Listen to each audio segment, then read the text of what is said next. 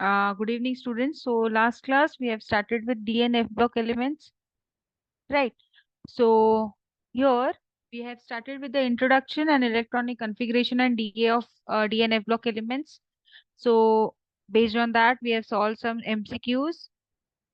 Then we have discussed about the oxidation state. So what is the common oxidation state? Then we have discussed about the atomic radii, how the atomic radii varies across the period and down the group. Right. So based on that also we have solved some MCQs.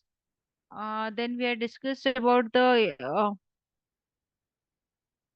common oxidation state. So these were some of the statement then about the activity, catalytic activity and all. Okay. So in today's class, we are going to start from color of the compounds of transition elements. So most of the transition metal compounds. So you know that D block elements, they are called as transition elements. Okay.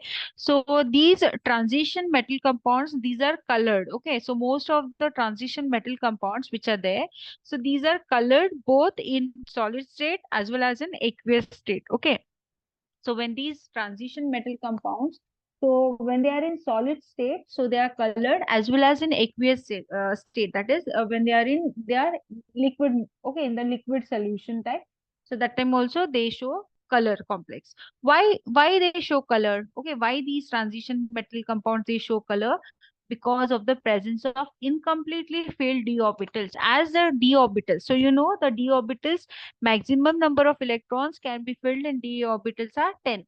So because of incompletely filled d orbitals, the d orbitals which are to be filled if the if orbitals, when you say it is fully filled, when it is 10 electrons are filled, right? So when the d orbitals they are incompletely filled, so because of the presence of this incompletely filled d orbitals, they are showing colored. Okay, they are colored. So transition metals. So these transition metals, they are colored. So what is the reason? It is due to DD transition and charge transfer transition. So DD transition means the electrons, it will get excited from the ground state to excited state and again it will come back. Okay, so what will happen that time? So the energy will be absorbed and it will go to a higher state and then the energy will be released in the form of okay, as it will absorb in the different variation in the different okay, so like that, it will show some color and due to charge transfer transition. So color due to DD transition is shown by certain transition metal compounds which are containing D1, D2, D3, D4, D5, D6, D7, D8 and D9 system. So whenever the transition metal compounds, when they have one electron, two, three, four, five, six, seven, eight, nine. Okay. So these many electrons, when they are filled in the d block element, okay, in the d orbital, that time they will show the dd transition. So because of this dd transition they will be showing the color. But whenever the compounds, if they contain d0 configuration, d0 means none of the electron is filled in d orbital, or d10 configuration. What do you mean by d10 configuration? In the d orbital 10 electrons are fully filled, so that time they are colored. Why they are colored? They are colored due to charge transfer transition. Okay, so due to charge transfer transition, okay, there will be no possibility of dd transition. So because there are no electrons either in d0 system, there won't be any electron, and d10 system there will be completely filled elect orbital. Okay, so that time they are colored. So what is the reason here? It is due to charge transfer. So whenever you have from 1 to 9 system, that time it will be colored due to dd transition, and whenever you have d0 system and d10 system, they are colored, but the reason is due to charge transfer transition, because there is no possibility of dd transition. Okay, so K2Cr2O7, that is potassium dichromate. So potassium dichromate, as you all know, okay, what is the color of potassium dichromate? It is orange. Okay, it is dark orange color. So it is a strong oxidizing agent in the acidic medium. So potassium dichromate, it is one of the oxidizing agent which is strong. Okay, it is acidic in nature. Okay, so when this potassium dichromate, when you treat it in a acidic medium, okay, when you take a acid such as sulfuric acid, Okay, so what will happen? It forms K2SO4. Okay, potassium sulfate plus Kr2 SO4 thrice, Cr2SO4 thrice plus water molecule plus 3 oxygen. Okay, so in other words, so when this reaction, how you can call out this reaction, that your dichromate ions, they will take up electrons, and hence what it will act as a oxidizing agent. Okay, so this dichromate ions which you can see here. Okay, so this dichromate ions, they take up the electrons. Okay, they take up the electron, and hence they will act as what? They act as a oxidizing agent. So this is a reaction K2Cr2O7 2 minus plus 14 H plus. So H plus are supplied from what? From this acid. Okay, plus 6 electrons. So these 6 electrons are taken by the dichromate, and it forms 2Cr plus 3. Okay, plus 7H2O. So here this dichromate, they take up the electron, and hence it acts as a oxidizing agent. So as you all know, potassium dichromate is a strong oxidizing agent. Okay, so this was the first this. Okay, potassium dichromate. So there is a test, that is chromyl chloride test. Okay, how do you detect for chromyl chloride test? On metal chloride, on heating with solid potassium dichromate and concentrated H2SO4, it gives you a red vapors of chromyl chloride. So this is a test for testing your chromyl chloride test. Okay, what is done? A metal chloride is taken. So with on this metal chloride, what you have to do? You have to heat it with a solid. This potassium dichromate, it is available in the form of a powder, so it will be in a solid form. So this solid potassium dichromate, you have to treat it, and with a concentrated H2SO4. Okay, you have to treat it with concentrated H2SO4. When you treat it with concentrated H2SO4, it gives you red vapors. Okay, it gives you red vapors of chromyl chloride. So this when this red vapors are coming out, so this confirms that chromyl chloride is present. Okay, what is chromyl chloride? CrO2Cl2. So this is a reaction. Just see the reaction.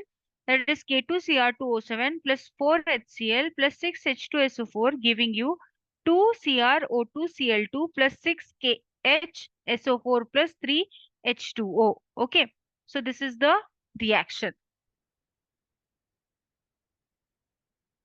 So action of heat. So when this potassium dichromate, okay, when you heat it, so what will happen?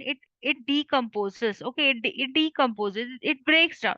It breaks down into K2CrO4 plus 2Cr2O3 plus 3O2. Okay, so with the evaluation of oxygen, so this potassium dichromate, it get decomposes with the evaluation of evolution of oxygen. Okay, so we'll see some questions based on this. So when MnO2 is fused with KOH, okay, when MnO2 is fused with KOH, a colored compound is formed.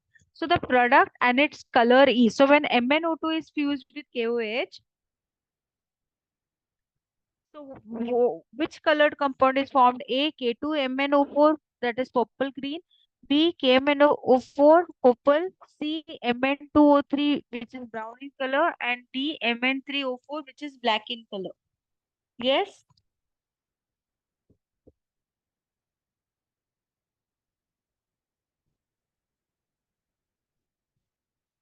MnO2. Okay, when MnO2 is fusing with KOH, so what is the colored compound formed?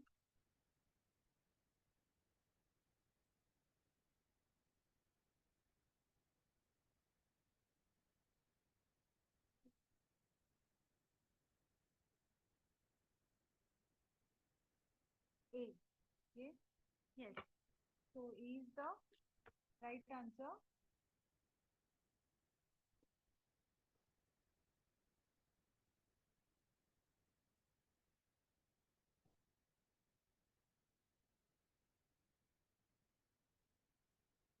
Okay. So when your K2, that is MnO2. So when MnO2, it is fused with KOH, okay, that is potassium hydroxide. In the presence of O2, it gives you 2K2MnO4 plus 2H2O. So this is the reaction. Okay. So the name is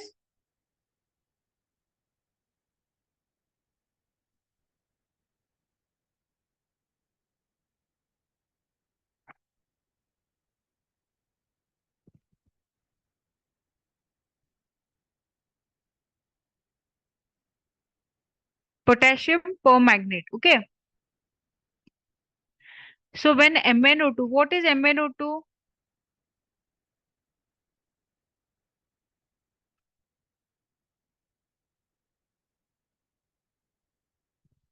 So when MnO2, that is, it is called as what? Pyrolusite. So when pyrolusite is fused with KOH, it is potassium hydroxide. So K2MnO4 is found, and this is purple green in color. Okay, and this is purple green in color. So option number A is right one.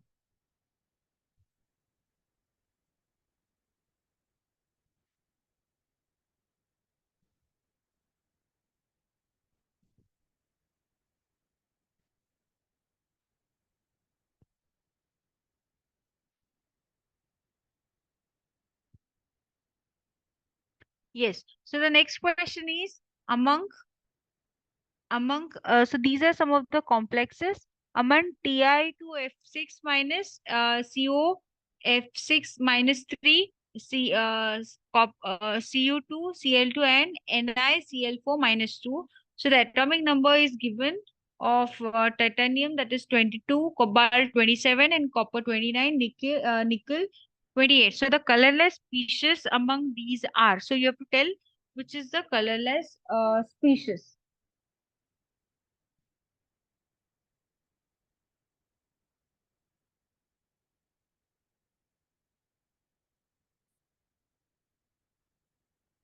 So just see the options and you have to tell which are the colorless species among this.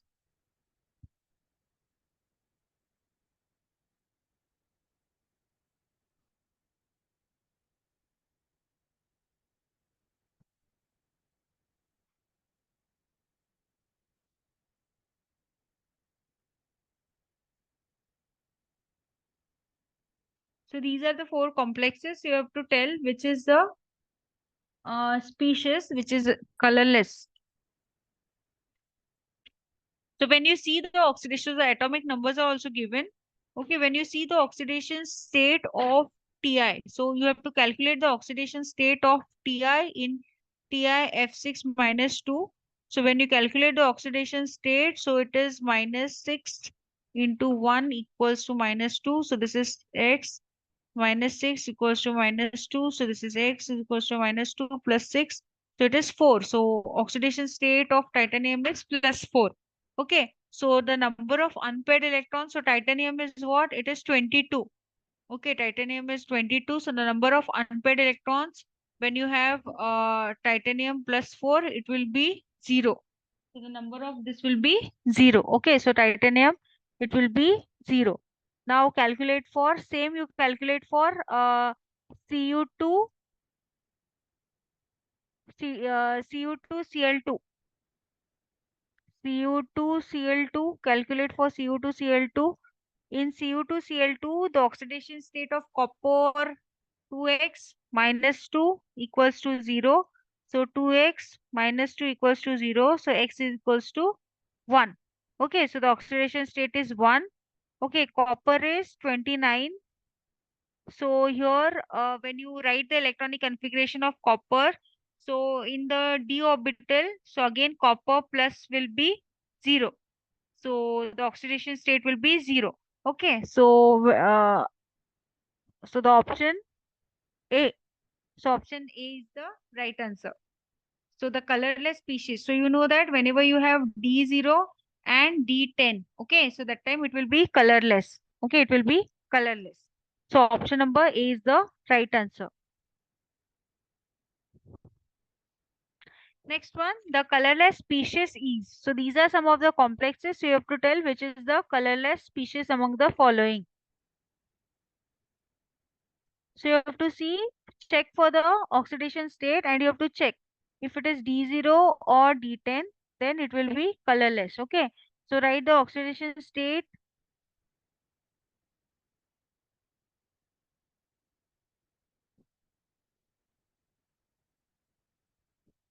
They should have no unpaired electrons. Okay. Unpaired d electrons. So there should be no unpaired d electrons. So when you have this particular option, so that time they will be colorless. Okay. So no unpaired d electrons should be present. Fine. So, what is the answer?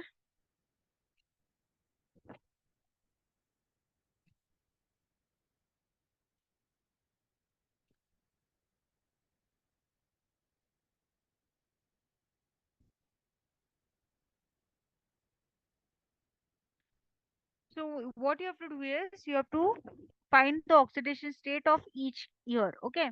So, the correct answer is Na3VO4. Okay.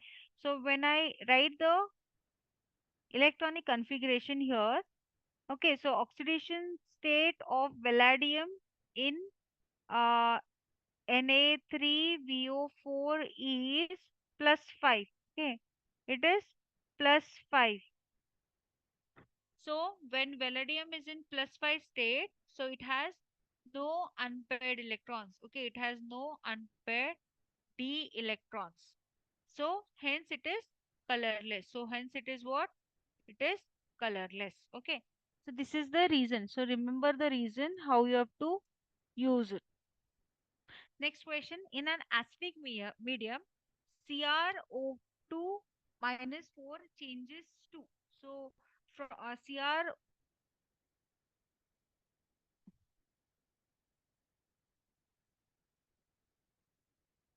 yes, CrO2 minus 4, it changes to in acidic medium. So just see the option and tell me. So in acidic medium, CrO2 minus 4, it changes to. So CrO2 minus, sorry, Cr Cr4 minus 2. Okay, it is sorry, it is Cr4 minus 2. So Cr4 minus 2, it, so when you add, that is, these are chromate ions. Okay, so this is a chromate ion. So chromate ion, so in acidic medium means H plus should be there. So when acidic medium H plus ions are there, so it is converted into Cr2O7 minus 2. So from yellow color, so if it is yellow color, chromate ions are yellow color and it becomes orange in color. So orange color is what? Of dichromate. So your chromate ions are changed to dichromate. So they are changed to what? They are changed to dichromate ions. Okay, they are changed to dichromate ions. So this is the reaction. So the option is what? Cr2O7. Okay, the your O7 minus 2. Option number A. Option number A. That is Cr2O7 minus 2. I hope this is clear. So in the acidic medium, so we have seen the reaction part. So in the acidic medium, so in acidic medium, your chromate ions, which is yellow in color, okay, it is converted into dichromate ion, which is orange in color. I hope this is clear. Next one, we'll see the magnetic behavior. Okay, so due to the presence of unpaired electrons in the n minus 1 d orbitals, the most of the transition metal ions and their compounds are paramagnetic. Okay, so because of the unpaired electrons, so whenever you have unpaired electron, it gives rise to a magnetic property called as paramagnetic behavior. Okay, so remember, whenever you have unpaired electrons means what? Suppose I have a D3 system. Okay, D3 system means 1, 2, and 3. So 3 electrons are there. So are they paired? No, they are singly filled. So whenever you have that is unpaired electrons, so that time the compounds will be showing the paramagnetic behavior. What type of behavior? Paramagnetic behavior. So it shows paramagnetic behavior. Okay, so when they show paramagnetic behavior, that is, they are attracted by the magnetic field. So these unpaired electrons, they are attracted by magnetic field. They are attracted by magnetic field. Okay, they are attracted by magnetic field. So this is about the first property. So whenever you have a paired system, so now one system we see is seen where there are unpaired electrons. One more system where you have paired electrons. Suppose I take now uh,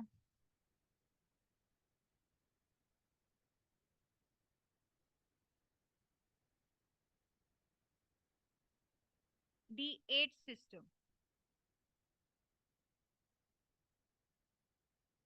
One,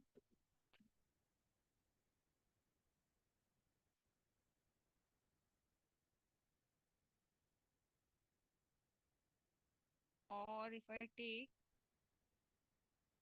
D10 system only, okay? I'll take D10 system. So this here what you can see that all the electrons are paired.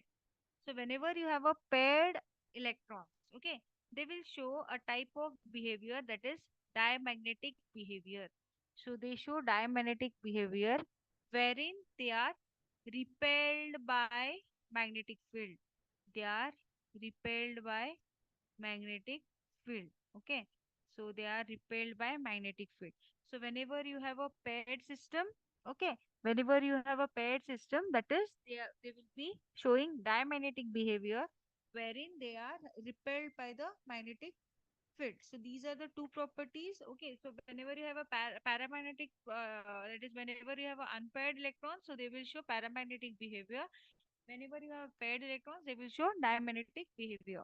So a paramagnetic substance, it is characterized by its effective magnetic moment. So you can calculate the unpaired electrons. Okay, so that paramagnetic behavior of any substance, it can be calculated by a effective magnetic moment, and this is which is given by expression of that is mu effective, that is mu effective is equals to square root of n into n plus 2 Bohr magnetum. Okay, Bm stands for Bohr magnetum, where N it stands for number of unpaired electrons. It stands for what? Number of unpaired electrons, and Bm stands for Bohr magnetum. Okay, so this relation is called as spin only. It determines the mu effective. Okay, so this whenever you have unparamagnetic paramagnetic substance, okay, so it can be used. So the effective magnetic moment can be calculated by using this particular formula. So now we'll solve some MCQs based on this. So which of the following is paramagnetic? A. Water. B. K2O. C. Na2O2. And D. KO2. So which among the following is paramagnetic? Yes, which among the following is paramagnetic? Paramagnetic means what? Unpaired electrons are present. Okay, unpaired electrons are present. So whenever you have unpaired electrons,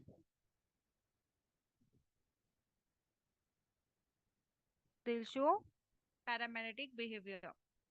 Okay.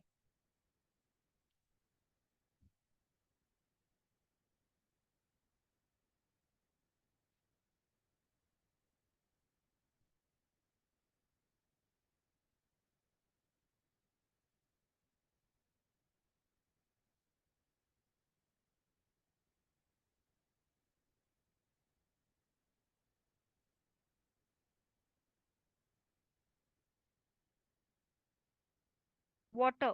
What is the oxidation state of hydrogen? Each hydrogen is plus 1. So this will be plus 2 and this is minus 2. Okay. So 2 electrons here. Then next is K2O. Oxidation state of oxygen is minus 2. Each that is potassium is plus 1. So it will be plus 2. Okay. So each is plus 1 into 2. So it will be plus 2. Then next is Na2O2.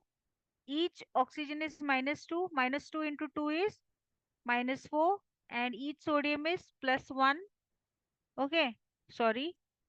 First we'll write for sodium. Okay. So each sodium is what? Each sodium is plus 1. So plus 1 into 2 is plus 2. Okay. Into 2 is plus 2. So this will be minus 2. So each oxygen is minus 1. Now in potassium, potassium is plus 1. Then each oxygen, there are two oxygens, so you have to divide it by 2. Okay, plus 1 divided by 2, it will be half. So each oxygen is minus half. So it is unpaired electron. So oxygen atom in KO2, that is potassium, okay, it is a superoxide. So it is called as superoxide. So here, wherein the oxygen atom is carrying minus half oxidation state on oxygen atom. Okay, so they behave as a free radical. How they act as? They act as a free radical, which is having one unpaired electron. So it is having one unpaired electron. So hence it becomes paramagnetic in nature. So hence it shows what? It shows paramagnetic behavior. Okay, I hope this is clear.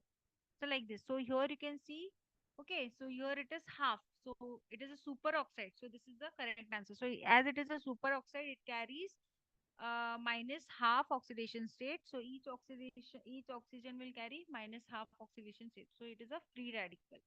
Next one, the complex showing a spin only magnetic moment of 2.82 Bohr magneton means. So these are the four complexes. So you have to tell which among the following is having this, it shows this particular Bohr magnetum value.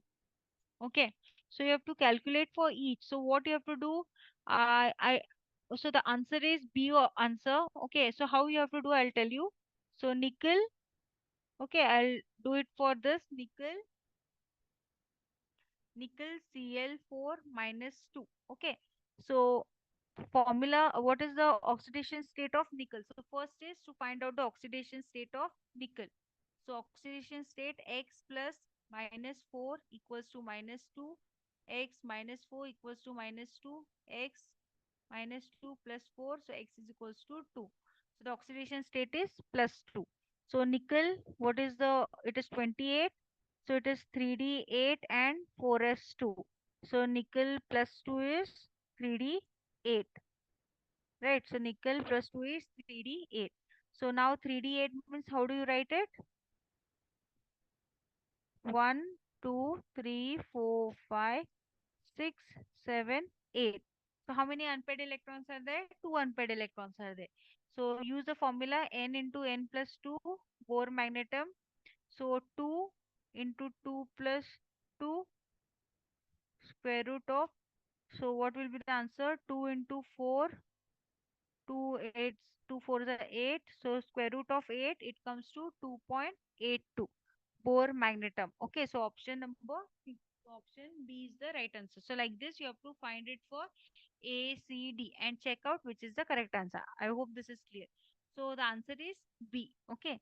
So first you have to find the oxidation state. What you have to do first? First you have to find the oxidation state of nickel.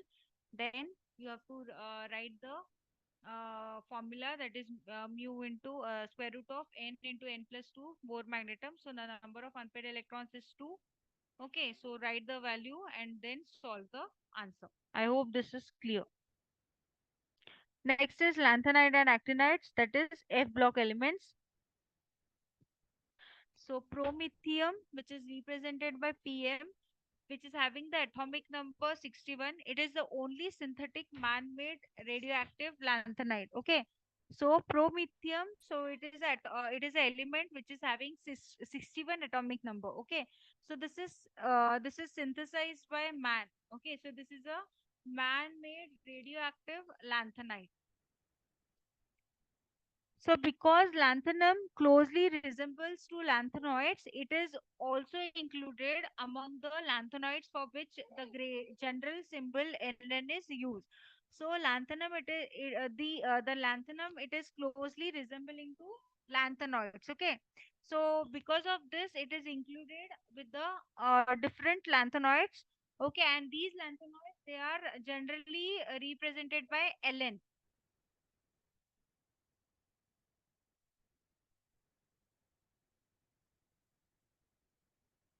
The elements with atomic number 90 to 103, that is thorium to lawrencium, which comes immediately after actinium, that is Z is equals to 89, are called as actinoids, okay, or actinides or actinones. So the elements with the atomic number 50 to 103, okay, so they are called as actinoids. So these elements, they are involving the filling of 5f orbitals. So the electrons are filled in the 5f orbitals, and hence they are called as the 5f or block elements or second inner transition element. So the general electronic configuration is Rn 5f 1 to 14, 6d 0 to 1 and 7 S2. Okay, so this is about the actinoids. So most stable oxidation state of lanthanoids is plus 3. So remember this point. So the most stable oxidation state of lanthanoids is plus 3. So the regular decrease in the size of lanthanoid atoms and ions from La plus 3 to Lu plus 3 is known as lanthanoid contraction. So whenever there is a decrease, so regular decrease in the size of lanthanoid atoms, okay, from lanthanum to lutetium, it is given by a concept, and it is called as what? It is called as lanthanoid contraction. So why this contraction is shown? It is due to greater effect of increased nuclear charge than that of the screening effect, which is attributed to imperfect shielding of one electron by another in same subshell. Okay.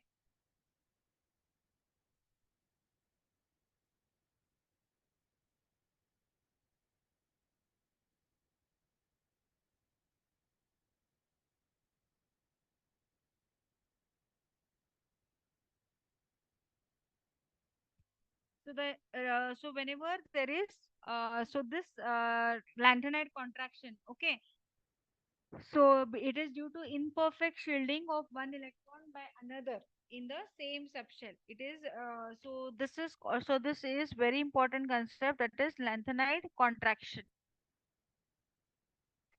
So next is actinide contraction. So actinide contraction. So there is a regular decrease in ionic radii. So as there is increase of atomic number, so there is a decrease in the ionic radii. So it is same as that to actinide contraction. So it is an irregular decrease in the size. Okay, it is shown by actinide contraction. So they include three naturally occurring elements, so thorium, protactinium, and uranium, and 11 transuranium,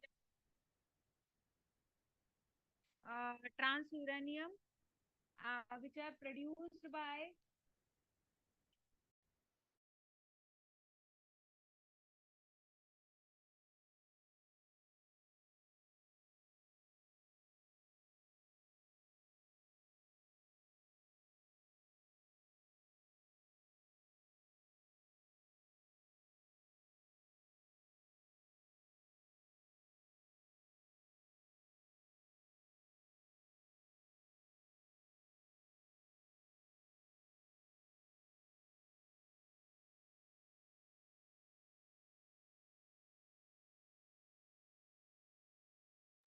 So the three naturally occurring elements like thorium, okay, protactinium and uranium, and 11 transuranium elements or transuranics, okay.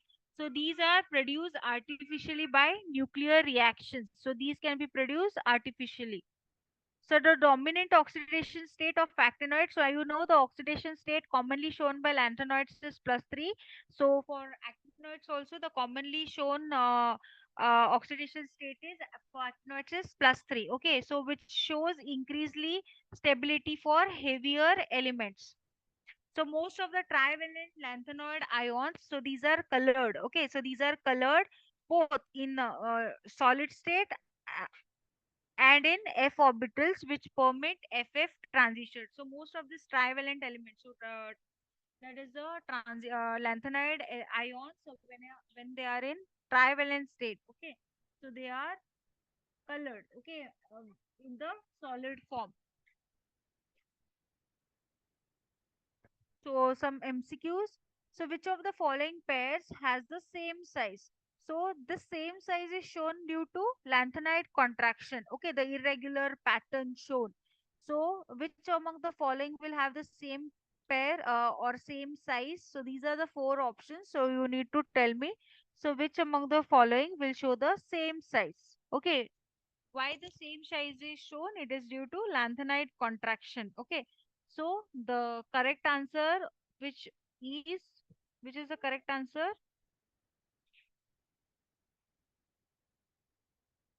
So it is A. Okay, zirconium plus 4, which is in 4D series, and hafnium, that is plus 4, which is in 5D series. Okay, so these both are having same size. Why they are having same size?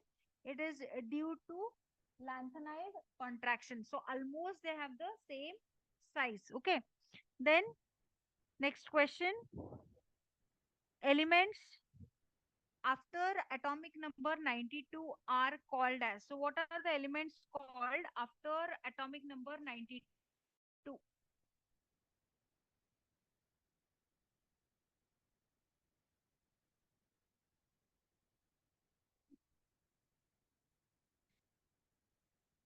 Yes, what are the elements called after atomic number 92? A. Lanthanoids, B. Actinoids, C. Inert transition elements, D. Transurium elements.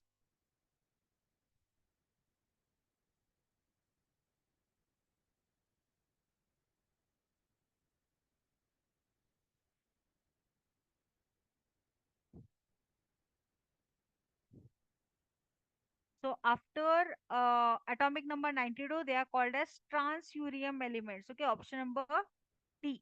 So option number D, they are called as transuranium elements. Next is mish metals. So what is mish metals? Alloy of lanthanide and copper. B, an alloy of lanthanide and nickel. C, alloy of lanthanide, iron and carbon. And D, an alloy of calcium and copper. So what is mish metal? So important, one more concept. Okay, what are mish metals? So what are mish metals?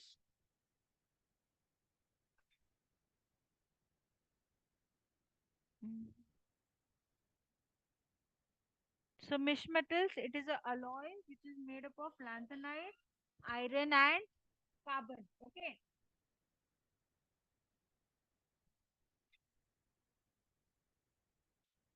Next one, the lanthanide contraction is responsible for the fact that A, zirconium and erythrium have same radius. B, ZR and NP have about the same oxidation state. C, zirconium and hafnium have about the same radii. And D, zirconium and Zn, they have the same oxidation state. So why the lanthanide contraction? What is the reason why lanthanide contraction is responsible? What is the correct reason? Whenever you have lanthanide contraction, option number D.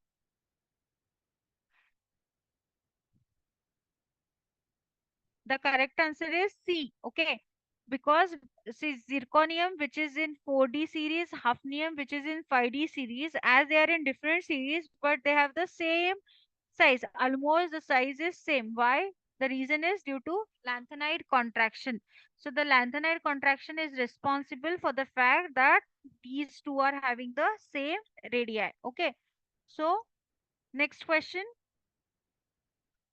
Reason for lanthanide contraction is, so what is the reason for lanthanide contraction? A, negligible screening effect of f orbitals. B, increasing nuclear charge. C, decreasing nuclear charge. And D, decreasing screening effect. So what is the reason for lanthanide contraction?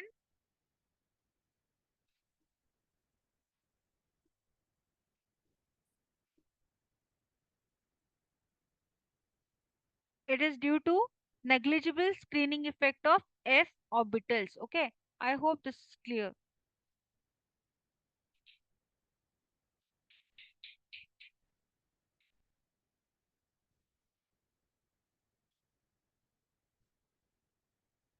Okay, so is this clear?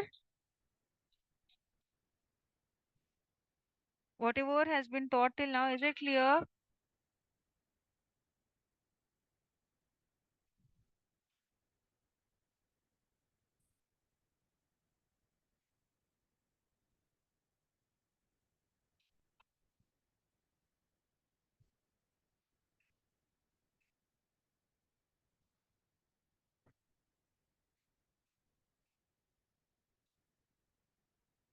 Yes, is it clear?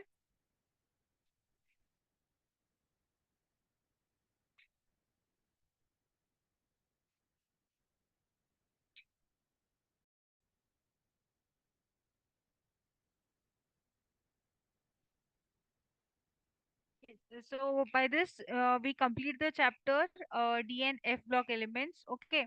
So these were some of the important concepts which we have dealt today. Okay. So if you have any doubts, you can ask.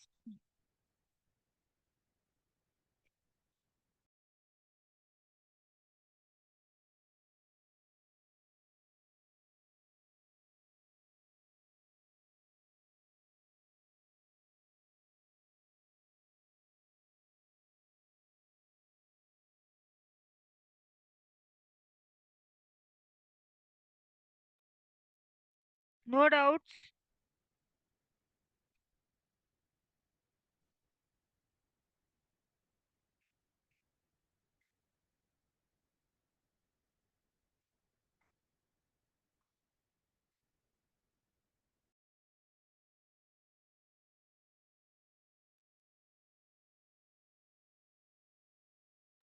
Okay. So by this we have completed a chapter. So next class we'll start with a new chapter. Okay. So I shall end the session here. So we'll meet in the next class. Thank you.